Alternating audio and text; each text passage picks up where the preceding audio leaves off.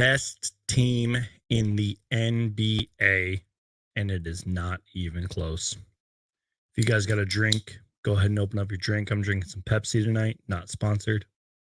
Also got a water right here. And we're probably not going to spend too much time on this game, you guys, because let's be real, the game was over after the first quarter. So cheers to the best team in the NBA.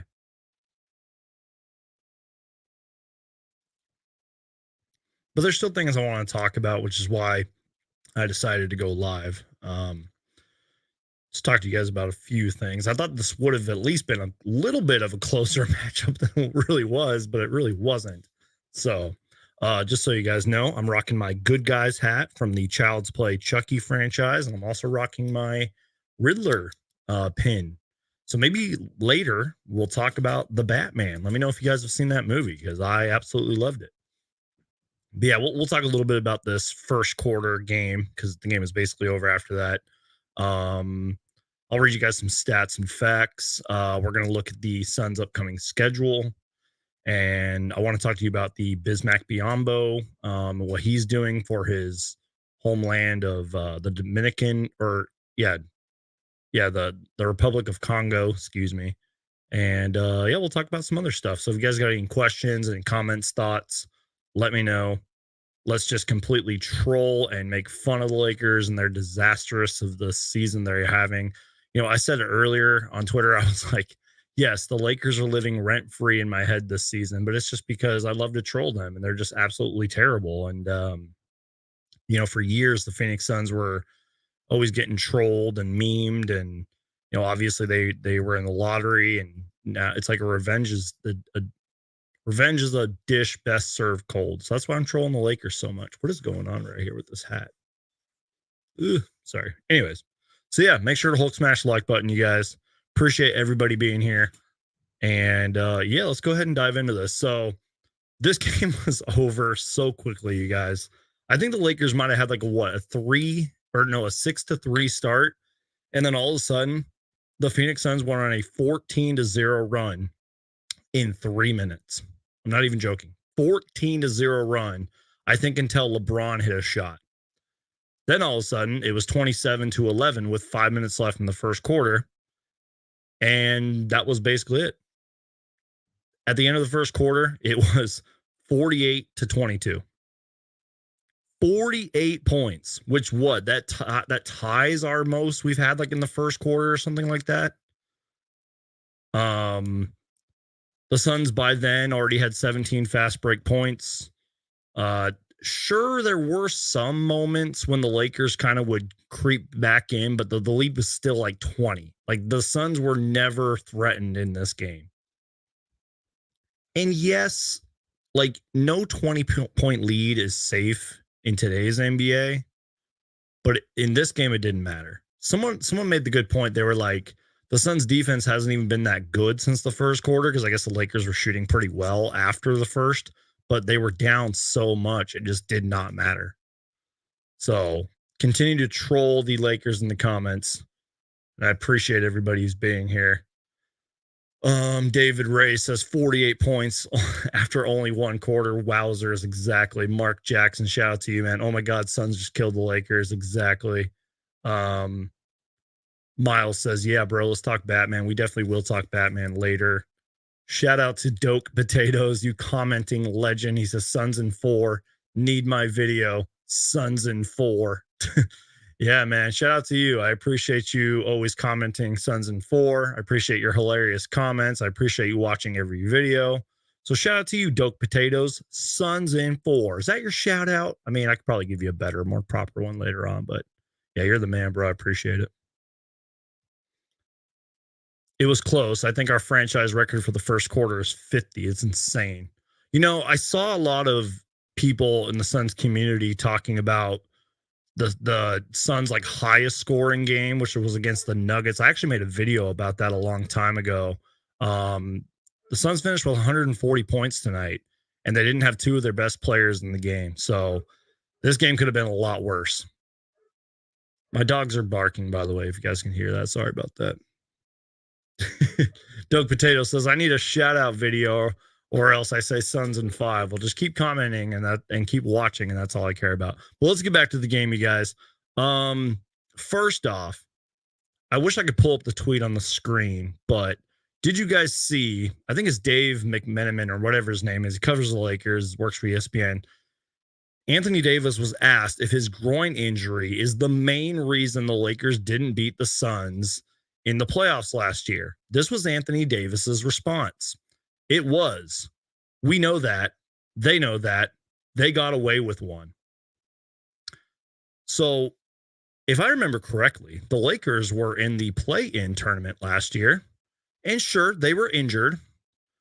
But, this season, every team's been injured. And this year, they may not even make the play-in tournament. So what Anthony Davis said to me, how I took that is that the Lakers weren't injured last year and they weren't an 8th seed and the Suns weren't number 1 or number 2 or whatever, if I remember correctly.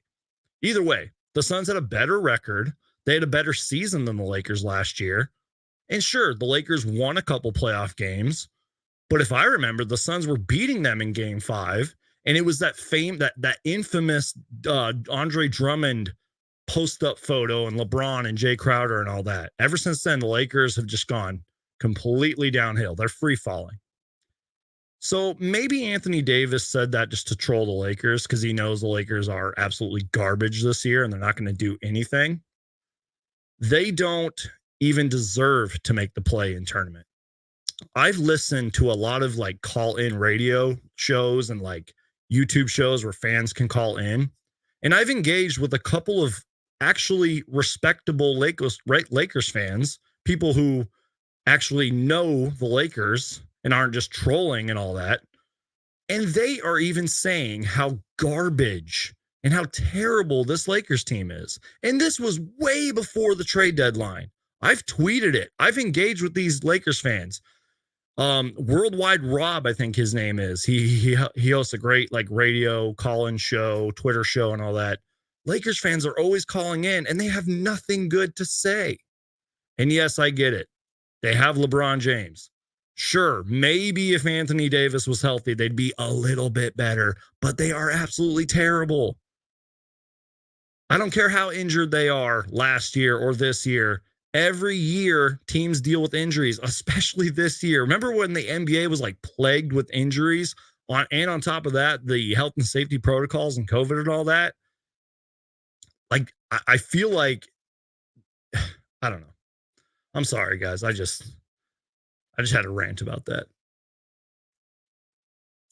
So for Anthony Davis to say that was just not wise. He had to have been trolling. Maybe he was trying to blow off steam, and of course he let it out on the Suns. But I honestly think if I spoke to a Lakers fan face to face, they would even admit, yeah, you guys would have won that series last season. You guys are better than us. You guys improved. You guys are better. And the Lakers are trash. They are a mess. They have a laundry list of issues. And they have 4 future Hall of Famers on their team? And sure, you can maybe blame Frank Vogel. Obviously, coaches go first. But it's not all his fault. Just pathetic performance tonight by the Lakers. Pathetic statement by Anthony Davis. Honestly, we should stop talking about the game after that. I mean, I've gone on for 10 minutes just ranting about how terrible the Suns are. Ranting about how terrible the Lakers are. I'm sorry, guys. It's been a while since I've done one of these live streams, so bear with me. Doke Potatoes says, remember that Cam Johnson appreciation video? A Suns in 4 appreciation video would be awesome. Suns in 4, Suns in 4, Suns in 4, Suns in 4. You know what, Doke Potatoes? I love you, man. I've never met you before, but you're a loyal supporter. You always watch my videos and you comment, so I love you, man. Shout out to everybody who's in here. Go off, Suns Geek. Yo, that's awesome. That was awesome. Shout out to Sawbucks. You're always watching and commenting. I appreciate you, man. It's the Suns' fault that Anthony Davis is. Thank you for reminding me, Sawbucks. Someone commented this. And again, follow me on Twitter, @SunsGeek. Just search Suns Geek on Twitter. Somebody tweeted this. Someone said, why the Lakers play like ass when Richard Jefferson is announcing. And Richard Jefferson replied, I've called 4 games. How do you explain the other 70? Like, I hope that fan is not speaking for all Lakers fans. The Lakers were a mess earlier in the season, and they haven't improved. Embarrassing. It just, some of the stuff I see from Lakers fans on social media is just flat out embarrassing. Like, at least when the Suns were bad, we weren't like, we knew what we were. The only thing we were really confident in was Devin Booker,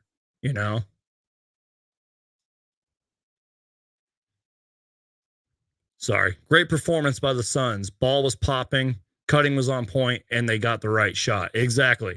And they were running in transition, and they were running in the fast break, and they were making shots, and they were making threes, and they were playing great defense. So let's get back to the game. Halftime, 79 points. The Suns had 79 points at halftime. Lakers had 56. DeAndre Ayton, sometimes he'll put up like 18 and 11 or 20 and 12. At halftime, Ayton had 18 points and 11 rebounds. It was 9-11 from the field. The Suns had active hands tonight. They were playing great defense. Devin Booker had a super quiet 20 points at halftime, 7 assists, 3 steals, 8 for 15 from the field. And LeBron was LeBron, 15, 7, 4 at halftime. And by the way, I know a lot of you probably hate LeBron James.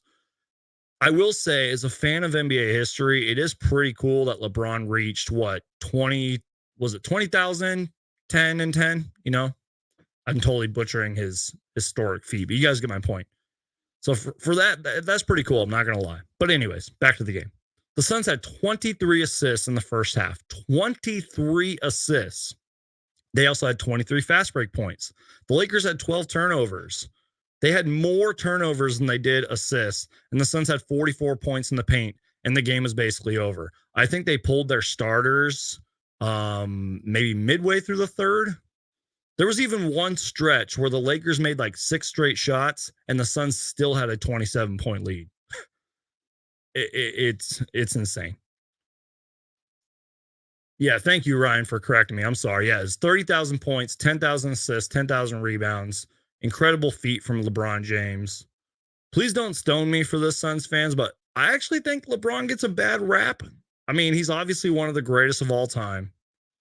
And that is pretty impressive. And, I also saw something that was like, I think the Lakers' last 2 wins were when LeBron scored over 50. So the fact that he's 37 years old and is still is dominating at this point in his career, it's pretty amazing. You got to at least tip your hat to him is all I'm saying. But anyways, the Lakers suck. I also saw this too. Devin Booker in his first 6 games without Chris Paul this season, 26 points per game, 4.7 rebounds, 8.3 assists. Let me repeat that. Devin Booker without Chris Paul in 6 games is averaging 26, 4, and 8.3 assists. 3 turnovers per game. Probably could clean that up a little bit. 2.7 steals per game, shooting nearly 50% from the field, nearly 41% from 3, and nearly 89% from the free throw line. That's in 6 games without Chris Paul. And overall, I could read you the box score, but Devin Booker had arguably the quietest 30-point game I've ever seen. 10 assists, 4 steals. DeAndre Ayton, 23, 16. Bridges, quiet night, but a good quiet night, 18-6. Campaign, 9 points, 11 assists. He's been just incredible. I mean, I made a video recently. Even when Campaign has like a low assist number, as of late, I feel like he's been playing very well. So shout out to Campaign. I mean, 9 and 11. He's there to obviously fill in for Chris Paul, and he's been our backup quarterback, and he's been absolutely solid. LeBron finishes the night 31, 7, and 6. And at one point in the game, you guys, I was like, LeBron is literally doing everything for the Lakers. Like, it felt like they couldn't score without him at one point in this game. And, in all fairness, Carmelo Anthony had 18 points in 18 minutes. I'm not going to lie. I've always liked Carmelo Anthony. I don't know why. I just always have. He's probably one of the most overlooked scorers in league history. He's one of the best scorers of all time, in my opinion. I feel like he kind of gets overlooked, but anyways, let's get back to some comments here. I agree. He gets a lot of hate for how insane his body of work is, says Ryan. The fact that we don't have CP and still perform like that, the defense, the assists, this team is built different. Amen.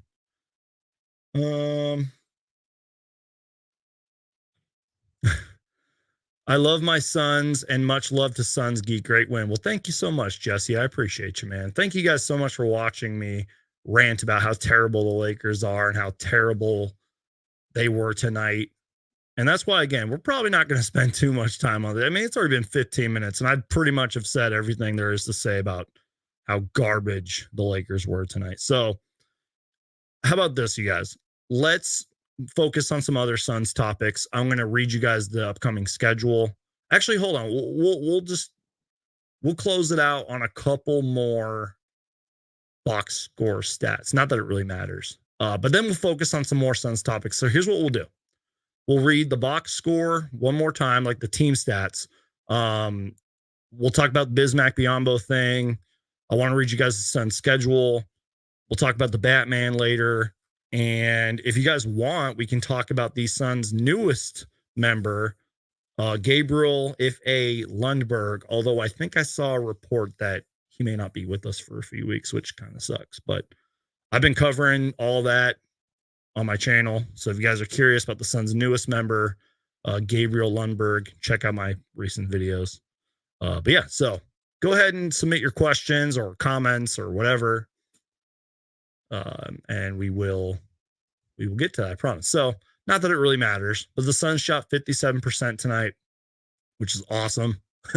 Lakers shot 44%. Suns only made 12 threes in this game. Good enough for 36%.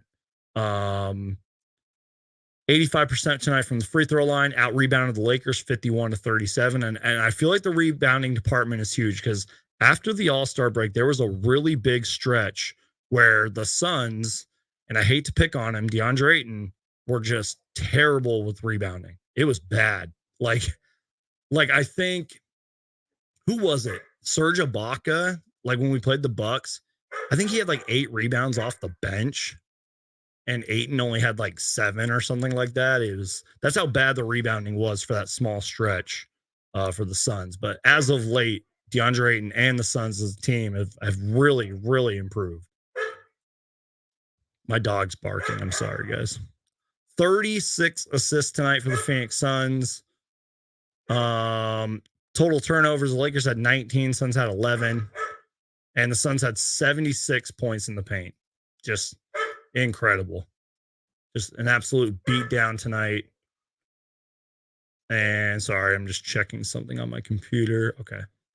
All right, so let's move on. So I'm sure you guys have heard about this by now, but Bismack Biyombo, who I think has been a joy on and off the court for the Phoenix Suns. He has been a breath of fresh air. He's been just great all around. And his story really this season is really inspiring. Unfortunately, he lost his dad recently. He was very close with his dad. I guess his dad was a big reason why he like made the NBA and all that. And he was really close with his dad. So let me take a sip of my drink real quick. So, by the way, sorry guys, if you can hear my dog, I apologize. My dog is barking like crazy right now. But anyways, so you guys have probably seen it. It's been all over social media, ESPN, Suns, and all that. Phoenix Suns center Bismack Biyombo will be donating his entirety of his 2021-22 salary to help build a hospital in his homeland of the Republic of Congo. I can't say this word for some reason. I can't say that word. Someone help me with that because I'm stupid and I don't know how to read. Biyombo is doing so to, quote, give hope to the hopeless at home in honor of his late father, Francis, who died at the age of 61 in August of 2021. Biyombo chose to wear number 18 with the Suns this season to honor his dad, who was born on June 18th, 1960. And according to Sports Track, which is a really good website for like salaries and contracts and all that, According to Sports Track, Biombo's worth this season for his contract is 1.3 million. And I could be wrong, but I think Biombo has donated stuff before. So I'm sure there's probably, I mean, the 1.3 million is insane, but I'm sure there's more where that came from, you know? So overall, I guess my whole thought on this is just we need more people like Bismack Biombo in the world. It's great to see that, especially since Biombo was like kind of, I think he was out of the league for a while. I think that was partly due to injuries, but you know, everything with COVID and all that, it's just so great to see. So shout out to Bismack Biombo. If you guys are watching still, you know, Hulk smash the like button right now just for Bismack Biombo because he definitely deserves it. So it really, you know, I was thinking, I was like, oh, I kind of want to make a video on that, but I was like, that's just a feel good story. Like we need more people like Bismack Biombo. And I don't want to get too preachy, but like with the amount of money these guys make in the NBA, like we should be seeing more of that. Just saying. Anyways. All right. Let's go ahead. Let me pull up the Suns schedule real quick. And we will read you guys the rest of the Suns schedule. Give me a moment here. We'll also look at the standings too. Not that that really matters because the Suns could lose like every game for the rest of the season. It wouldn't matter. I got a burp. Sorry. My apologies. Thank you to the 20 people, by the way, who are in here. Yes, thank you, Ryan, for saying this. We have to win rebounding. I got kind of frustrated. I'm not going to call out the person, but there was a Suns fan who was like, "Oh, we don't need to be a good rebounding team. That's for losing teams." I was like, "What?" Like, I'm like, correct me if I'm wrong, but usually you have a better chance of winning games if you can rebound the damn ball. Like, especially when your biggest player is DeAndre Ayton, who most of the time is the biggest player on the court. I was like, come on, man. Like, you need to at least be decent at rebounding if you're going to be a contender. That was what frustrated me so much when DeAndre Ayton and the entire Suns team couldn't catch a rebound after the All-Star break, man. Okay, let's see. Just getting caught up here.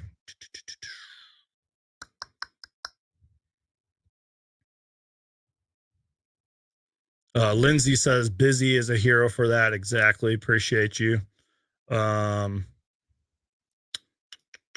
Mark Jackson says, I'm getting sick of still not getting calls from the ref. What do we have to do? Win the championship? Yeah, but probably even then we won't get those calls. I don't know, guys. The officiating's horrible. You know, a long time ago, I was on the Suns Jam. This is actually last year, like 2021, but it feels like a long time ago. I was on the Suns Jam Session podcast. Shout out to them. And John and I, we went on this huge rant about the referees and how we don't get calls. And I remember I clipped that and uploaded it. And it's just, I feel like no matter what happens, like Suns win the titles, they're contenders for 10 straight years. Doesn't matter. We're not going to get any calls. Just doesn't matter.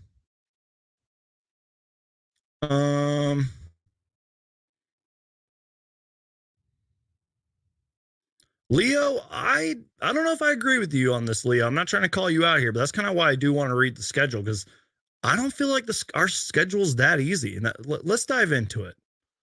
But let me just read some last minute comments. Vogel's post game is on ESPN right now. This is just a defeated head coach. Yeah.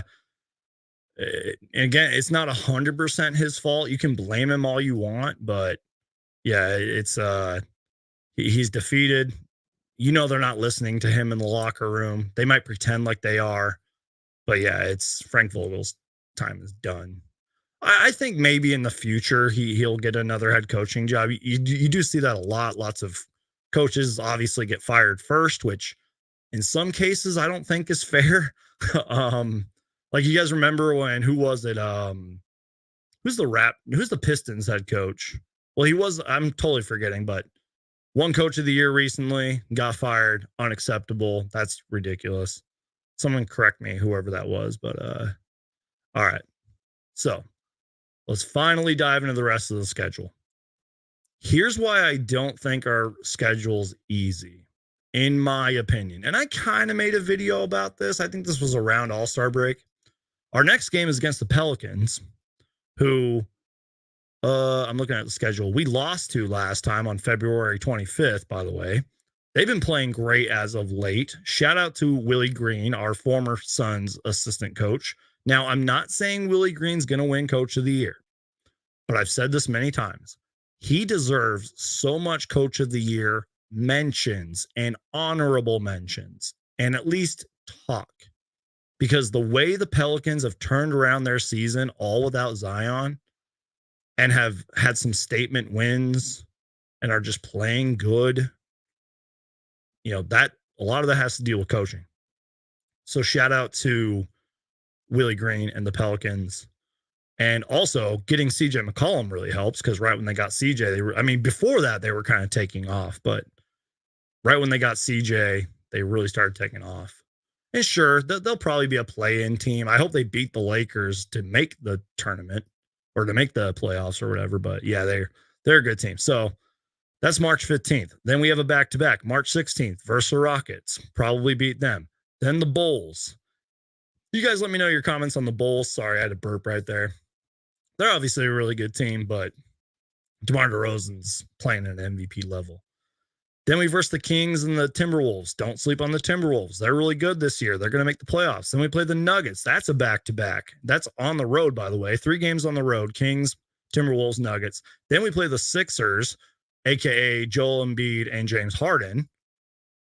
And then to close out March, we play the Warriors. And then the next day on April Fool's Day, we play the Grizzlies. Then we play the Thunder. Then we play the Lakers. Then we play the Clippers. Then we play the Jazz and the Kings. So I don't think our schedule is easy to end at all. But you know what? I think that's a good thing. Like, sure, Chris Paul's out. We don't know when Cam Johnson's coming back, but like this experience and all these like games that we're going to play, whether it's bad or good losses, bad losses, good wins, bad wins, whatever, it's going to be good experience for the playoffs, guys. Like, this is exciting stuff. That's why when Chris Paul was out, I was like, yeah, it sucks. But I was like, dude, like Chris Paul has time to rest, like get thrown into the fire now rather than in the playoffs, Thank you guys for correcting me. It was Dwayne Casey. And my point about Dwayne Casey was coaches always go first, especially in the NFL. And sometimes it's not fair, I think, especially after you win coach of the year. They should fix that. That's unacceptable. You win coach of the year and you get fired. Like, didn't that happen to George Karl like years ago? I don't know.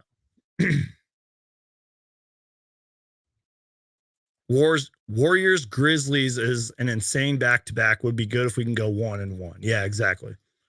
Ryan says 7-7, and we're still locked for the number 1 seed, even if the Wizards, 7-7, and we are still locked for the number 1 seed, even if the Grizzlies and Warriors go undefeated. Yeah, I'm not too concerned about the number 1 seed. Just like you said, even if the Warriors and Grizzlies went undefeated, I wouldn't care. Like, I think they have the number 1 seed locked up. And if we can win games like the quote easy ones, like against the Rockets and Thunder and those kind of games, I feel like we'll be okay. But I'm not tripping. I am not tripping over the number 1 seed. I don't care. And yeah, good point here. Coach of the year is the kiss of death. Look at Tibbs. Don't get me started on the Knicks, you guys. They are terrible. And look, I'm not going to lie. I actually do like Tom Thibodeau, but the fact that he won coach of the year over Monty Williams after what the Suns went through to have a 51-win season last year, unacceptable that he won coach of the year. Just, that was whatever voters, whoever like signed off on that, Adam Silver and all them and his voters and media, whatever, that was just flat out embarrassing. I need a drink of my drink.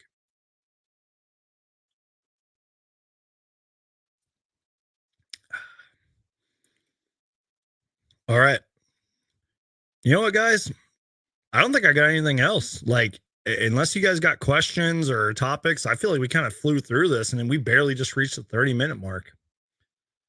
I don't really know what else I can say, like in terms of the Suns, unless you guys got a question. Like, Suns are one of the best teams. They are the best team in the NBA.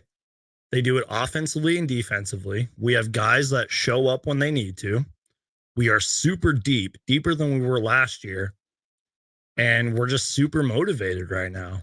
And we have our MVP and Chris Paul resting on the bench. And we have great players like Cam Johnson resting right now, and players who haven't played all season who might come back. Dario Saric. By the way, if you guys haven't seen Dario Saric lately, he's posted like a video sometimes, and there's like small clips of him on Twitter, like this with that the Suns post. And Dario Saric looks pretty damn healthy to me. So we got guys that are just chilling in the wings, and I think the Suns can get even better. And yes, there are teams that are really good out there. Let's not sleep on the Warriors, guys. Like, I even tweeted this out last night. Last night, Steph Curry had 8 points and 8 assists. They didn't have Draymond Green, and they beat the Bucks. They crushed them. And the Memphis Grizzlies are a really good team. The Memphis Grizzlies are kind of like how the Phoenix Suns were last year. And by that, I mean they play as a team. They have so much chemistry, and they're just really damn good, you guys. And John Morant is must-see TV. So I don't want to make any hot takes or any predictions, but it's going to be a lot of fun. Get excited for the playoffs. Buckle up. And also, don't sleep on the Eastern Conference. There is a lot of really good teams in the Eastern Conference, you guys. Like the top 6, including Cleveland, which if I remember correctly, Cleveland is number 6. Like, there is some solid teams in the East. All right, here we go. So, let's see. Ryan wants to know what Shamit's line was tonight. Oh, actually, I clicked off the box score because I'm just like, I just don't care. So, yeah, I see a little bit of talk here about, how good, like, thoughts on how challenging the Clippers may be if we face them in the first round, especially if Paul George, possibility of returning. And then, Leo says, Suns Geek, would you rather face the Clippers or the Lakers in the first round? Who would you expect? I'm sorry, that Pepsi is getting me. Who would you expect to be our first round opponent? And how would you expect that series to go without CP3? Okay, so I'm a little bit on the spot here, but if I remember correctly, didn't we not have Chris Paul for like a couple of games in the first round last year? If it's the Lakers, we're going to fucking kill them no matter what. Like, I don't see them even winning a game. Even if LeBron is like playoff LeBron, doesn't matter. He needs so much help. If it's the Clippers, they might give us a run for our money, because there's been a lot of like 1 and 8 seeds that have gone like 6 games. And we saw how good the Clippers were without Paul George and without Kawhi Leonard. I think recently, I don't have the schedule pulled up, but that was a close game if I remember correctly. Someone tell me if we won that game or not. So off the top of my head, I would rather play the Lakers. If we play the Clippers, I think we can beat them, but it would be a challenge. Now, if Paul George comes back, I mean, I don't think we'd lose, but like Paul George would have to play at that MVP level that he was playing at before he got hurt for the Suns to, I think, feel threatened. That's my personal opinion. But the Clippers are a really damn good team, and they might be even better next year. I mean, they stole that trade. Who was it? Robert Covington, Norman Powell, I think like a couple other guys. The steal of a trade. And that just adds more wing depth to them, more defense, more experience. Ty Lue is a really solid coach. I saw somebody comment that in the comments. Yeah, Ryan says Leo, Lakers, Ty Lue is a very good coach. Makes crazy in-game adjustments. I totally agree with that. And I feel like maybe during his Cleveland days too, I mean, Ty Lue might be one of the most underrated coaches in the league. Because sure, the Clippers are the 8th seed, but that's because they've been super injured this year.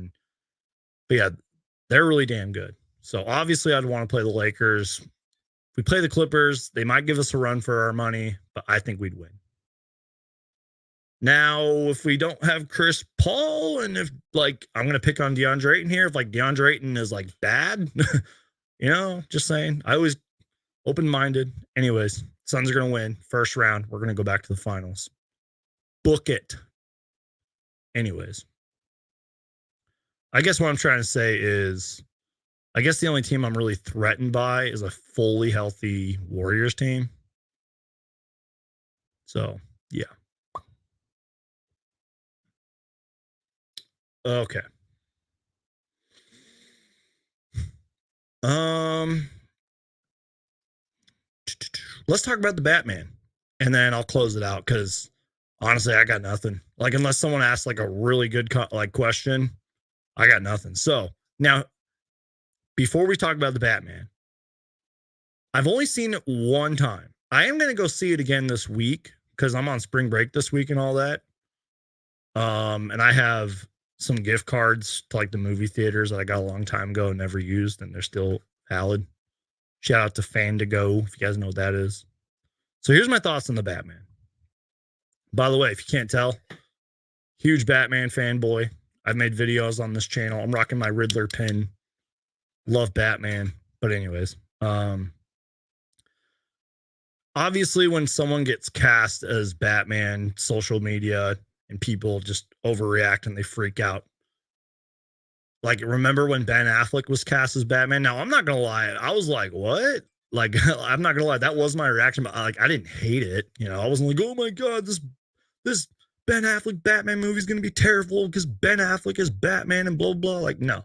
Same thing happened with Michael Keaton. No, that was back way before social media and the internet and all that. Robert Pattinson, when he got casted, and I'm not gonna lie, I haven't seen every movie Robert Pattinson's in, but I was like, that's a good choice. Because he obviously moved on from his Twilight days and became a solid actor. And he's been in some really good stuff. So I knew that was going to be a good choice.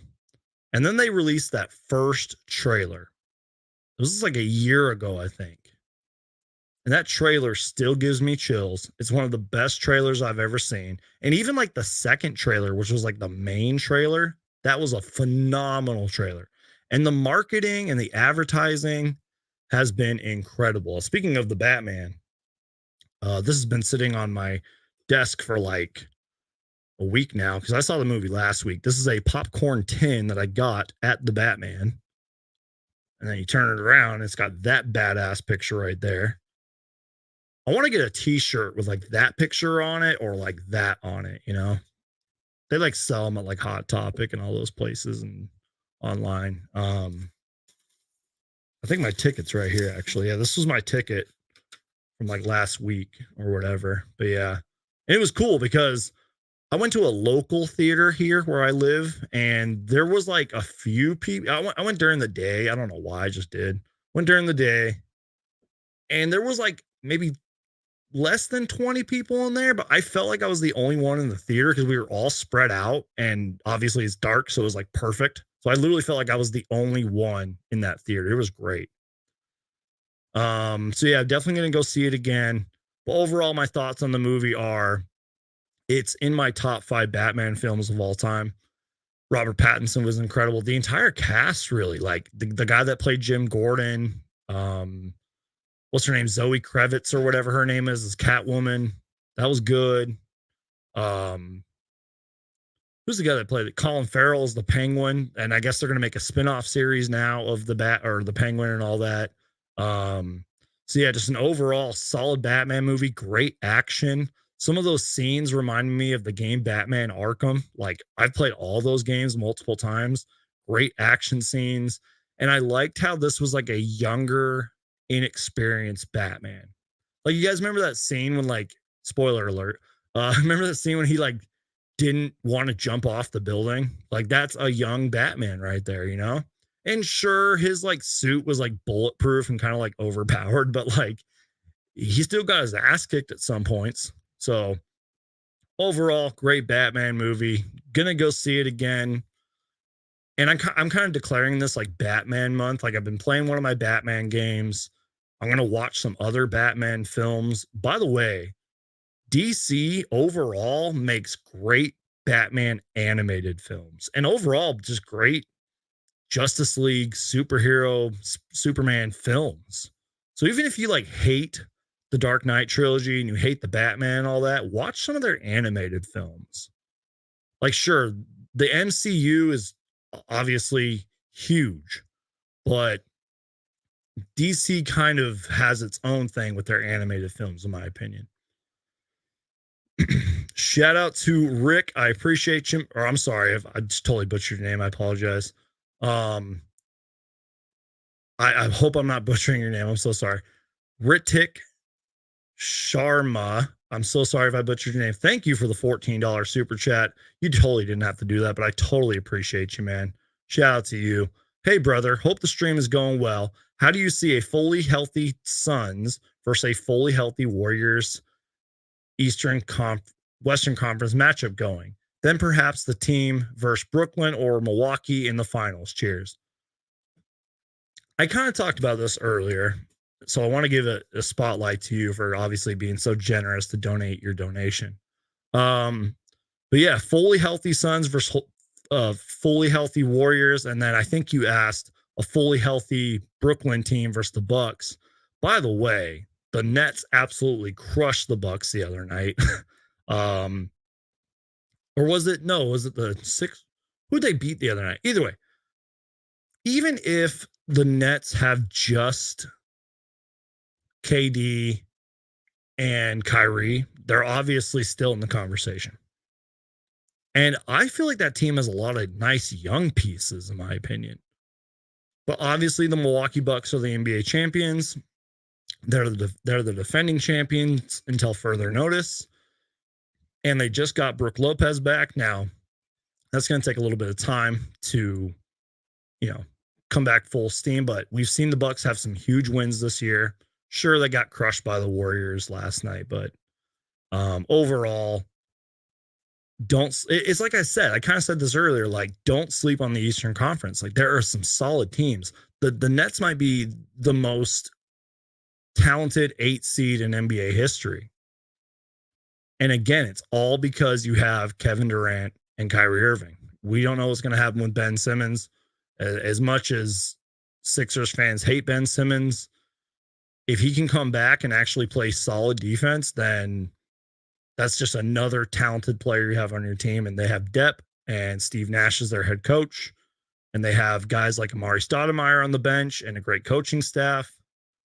And you have one of the greatest players of all time, Kevin Durant, on your team. So I hope that answers your question. And again, in terms of the Suns and Warriors fully healthy, I guess the Warriors are the only team that I feel threatened by, in my opinion.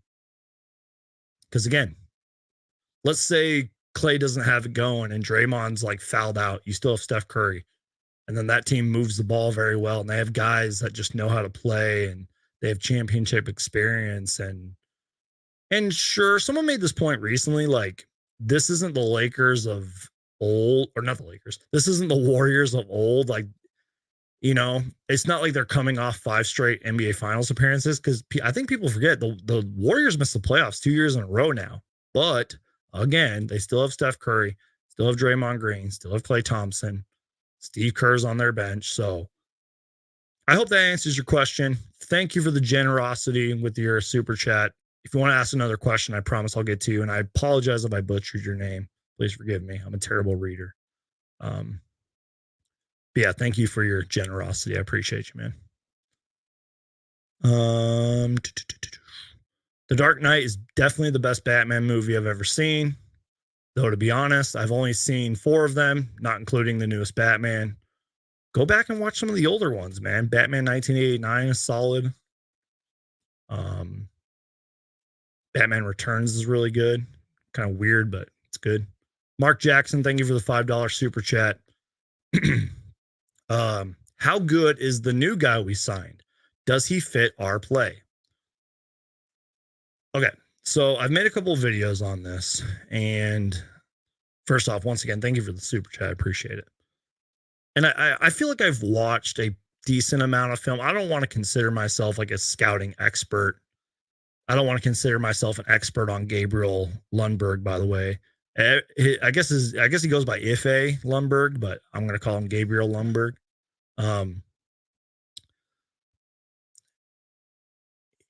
If he can play within our system, pass the ball, play good defense, hustle, make open shots, make and take open shots, I think he'll fit in. I don't know how much playing time he's going to get right away. And I thought I saw a report that he may not be here for a few weeks because he's got to get his visa or whatever. Because remember, he is coming from overseas. But I really like this guy's confidence and I really like his story. This guy's played for a whole bunch of different programs, a whole bunch of different basketball clubs. He has strength on him. He drives to the rim, takes open shots, deep threes. He just plays hard, man. He's good on the defensive end. And then here's a quote too. I said this in one of my videos too about just, and again, this is just some quotes here. He's a great defensive player who has a lot of self-confidence and he believes he is good enough for any level. I would be surprised if he doesn't work his ass off to make the roster and be a permanent NBA player next season. So I feel like the Phoenix Suns are going to take a look at him. And if he really surprises us, like if he works his ass off in practice and Monty Williams falls in love with him, you could see that two-way contract get converted because I did a little research. I guess the only way two-way contract player can play in the NBA is if their contract I'm stupid. The only way two-way contract players can play in the playoffs is if their contract gets converted. By the way, this guy won the Polish Cup MVP last year. And he's won tons of championships overseas. But again, your game translating over to the NBA is a whole different ball game. But I've always liked overseas players and European players because over there, these guys play physical as hell. And I like that. So I'm confident enough to say this guy's probably took a few elbows. This guy plays rough in a good way, so I'm excited to see him, man. I hope that he gets the whole visa situation figured out and he can come over here, work his butt off. I just want to see him play, man.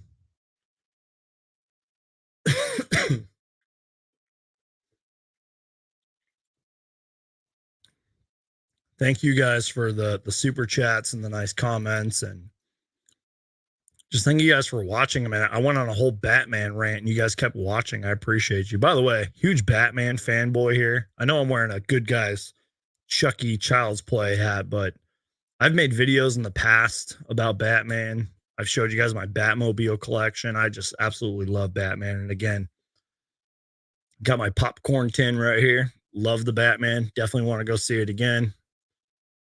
And I don't know if I've shown this off in videos before. Ugh. Oh God, I almost knocked something over, but my dad got me this for Christmas a couple of years ago. Check that out. Let me see if I can get that. There we go. Yeah, I love this thing, man. Let me get a better view in the camera. Sorry, guys. Yeah, this thing's awesome. And I like how it's kind of dusty because I think it makes it look more authentic. I've tried to clean it and stuff, but I think it makes it look more real and authentic since it's got the dust on there. Yeah, this Batman figure is absolutely awesome. I love it. Oh God, I just spilled something. Anyways. I gotta block somebody in the comments already. Coda Kid, shout out to you, man. $5 super chat. You totally didn't have to do that, man. You've been one of my longest and oldest supporters, and I appreciate you, man. You've been here for so long, bro. So yeah, guys, I think that's it. We've reached nearly 50 minutes. And I appreciate everyone being here. Victor says, I want to say that I enjoy your videos and keep up the good work. Well, thank you, Victor. I appreciate you watching, man. Honestly, you guys, I know you've heard everything before, subscribe to the channel, Hulk smash the like button, blah, blah, blah. But honestly, the best way to support me, just keep watching. That's it. Just watch my videos, share them around on social media. If you don't want to do that, that's cool too. Just keep watching, guys. That's all I can ask. So I think I'm going to call it. I think I'm going to wrap it up. I think this was a good stream. I wanted to go live tonight, no matter what the outcome was. I just felt like this was a good game to go live for. I know that live streams are kind of like my Achilles heel, and I don't go live as much as like the Suns Jam Session podcast does and all that, but promise during the playoffs, excuse me, I promised last year, or sorry, I promise this year during the playoffs, like I did last year, I'm going to go live for every playoff game. God forbid there's a reason I can't, but yeah. So expect me to go live for every playoff game, no matter what. And thank you guys for watching. Make sure to Hulk smash the like button. And yeah, you guys are awesome. What I want to start doing too is clip certain clips of these live streams and upload them. So stay tuned for that. Once again, the best way to support me, you guys, is just to keep watching. Make sure to Hulk smash that like button and please subscribe for everything Phoenix Suns. If it has to deal with the Phoenix Suns, I'm going to make a video about it. And shout out to you, Coda Kid. Thank you guys so much for watching.